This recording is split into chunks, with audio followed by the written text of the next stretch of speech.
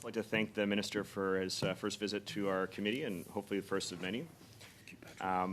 First question here. Over the last couple of years, we've seen the provincial NDP government in BC increase the pace at which old growth has been logged, in spite of an old growth strategic review that's recommended immediate deferrals, which has led to widespread protests throughout the province. And recently, the Sierra Club and the Wilderness Committee issued a very dismal report card on progress on this strategy. Your mandate letter includes the commitment to bring forward federal funding to protect old-growth forests, as well as to conclude a nature agreement with the province to protect some of the last intact old growth in BC. I was hoping you could please update this committee on progress on concluding this agreement. Thank you for the question. This is clearly something that myself and the department are very seized with. We've had a number of meetings with BC ministers in the 4 months that I've been Environment and Climate Change Minister, specifically on the question of old growth species at risks, as well as nature, the signing of a nature agreement with the province of British Columbia. And I can tell you that the work is going well. There's good collaboration, and I think that everyone agrees that it's in our best interest to come to an agreement on this. The alternative would be for federal government, in the case of certain areas where species are at risk, to intervene unilaterally, which is not something that we want to do. As part of the Net Zero Accountability Act that became law last year, the government's required, as you mentioned in your opening, to table emissions reductions plan by the end of this month that's going to indicate how we're going to be able to get to our 2030 GHG reduction goals. But your mandate letter also includes a commitment to bring in a cap on oil and gas emissions that's going to steadily decline in 5-year increments. So I was hoping you could give some information to the committee on when you expect this cap to be announced and how we're able to reliably report and track our emissions reductions goals without including certainty on our largest and fastest growing source of emissions. Thank you for the question.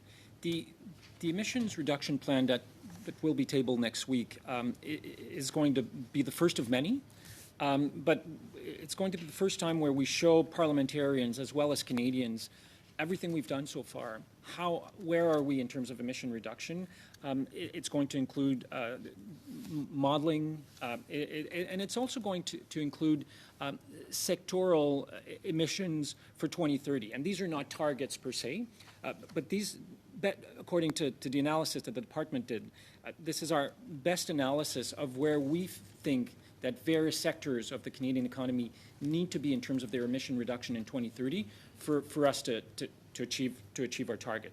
So this will not be the cap specifically in the case of oil and gas. We have started consultations on the oil and gas cap. In fact, I was in Calgary just before Christmas to meet some oil executives, and I was really fascinated.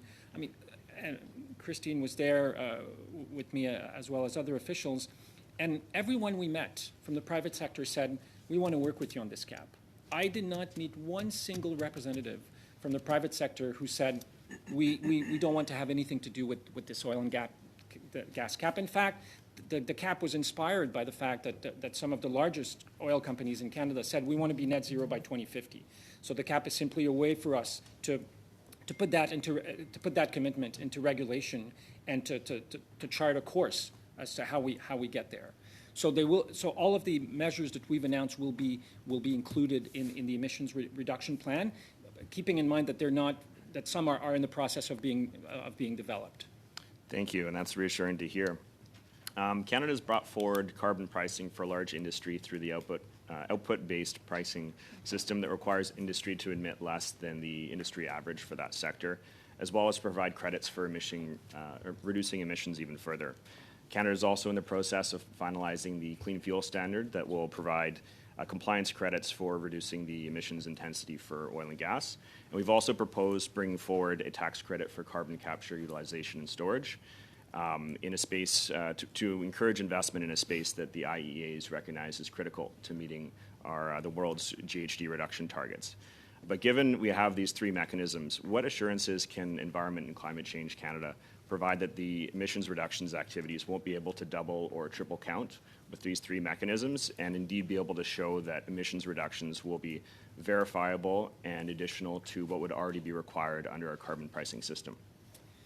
This is a really good question, and certainly something that the department and my team are working hard on, as well as Minister Wilkinson and Minister McKenna before, to make sure that there's no double counting, because sometimes it is a bit complicated. There are a number of measures, pricing, you talked about the clean fuel standards, the cap. So we have to make sure that our methodologies are solid, to ensure that, you know, when we say that a ton is being reduced, that an actual ton is being reduced. We have a very robust system when it comes to inventories based on the IPCC methodologies that we update as they are updated internationally.